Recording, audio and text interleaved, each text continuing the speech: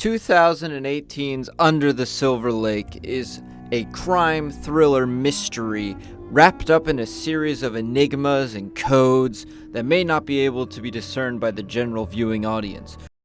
I spent several months locked up in a vault, making sure I understood every secret hidden message in this movie, and I'm happy to say I found them all.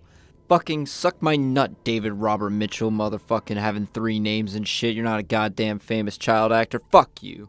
Now we see a couple of animals flash on screen, and we'll get back to that later, but now we're looking at this where a lady is scrubbing a window. In this movie, there's the infamous dog killer that's killing all the dogs in Hollywood. And very strategically, the filmmakers decided to put real-life serial killer Doug Walker in the frame, walking in the background. I felt really unnerved when I saw the actual Doug Walker in the frame. Now we pan, and look, there's more animals. Do you remember when we saw those in the beginning animals? Well, this is actually a big statement on zoos. Mr. Mitchell does not like zoos very much, and he thinks we should all stop attending zoos. Which is profound. Holy shit, is that Spider-Man? Yes, if we remember the Disney-Sony legal debate over the character Spider-Man, we can remember that there was that brief period of time where no one owned Spider-Man and anyone could use him. And Mr. Mitchell, keen as he was able to snatch up the Spider-Man and put him in the movie. And now we see that very important billionaire Jefferson Sevens has gone missing. And if you look closer at his name, you can see 7 is very clearly written in it. And this is actually a reference to the 1995 film 7 by David Fincher, in which John Doe, a serial killer, commits a series of violent crimes. And there's no bigger crime to this film than the fact that the people in it are still attending zoos. Wake up, sheeple. Jesus. It's a prison of hooves in there, gosh darn it. Later, when Spider-Man is in Sarah's bedroom, we can see that the dolls match the dolls on the TV screen. But if you look closer, you can see the names of the dolls have the letters all jumbled up all weirdly. This is a very clear mistake by the film and doesn't mean anything. On the night of Sarah's mysterious disappearance, there are a bunch of fireworks in the sky, and she reacts very oddly to them, and Spider-Man takes notice. To me, this was the director's way of saying, this girl's nuts. Don't date her. Oh, but that pesky Spider-Man will not listen, and he goes to hunt for the Sarah.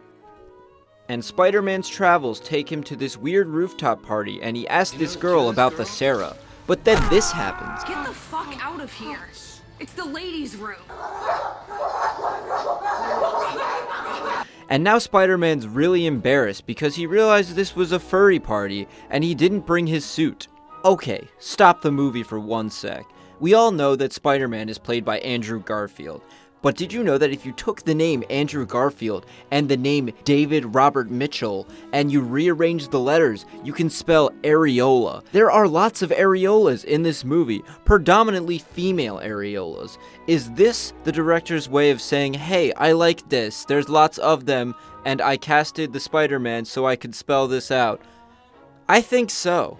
Later, the Spider-Man fancies a night on the town, so he goes to this weird party. And he brings a cookie.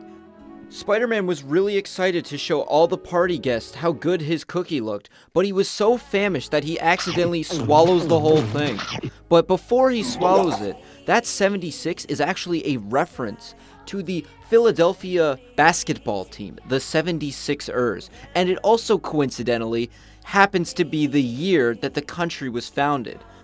There's also an owl lady in this, and as we all know, the owl is the famous mascot of the Temple basketball team, the Temple Owls, which is also in Philadelphia. But Spider-Man is in New York.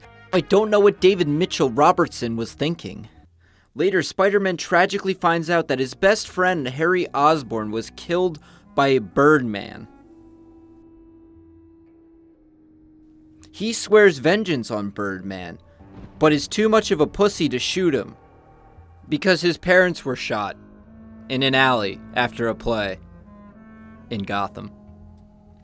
Spider-Man's at the bar, trying to play with his paper, but his friend won't stop talking to him. But Spider-Man doesn't realize that his friend actually is Venom, and Venom's there to try to get intel from him.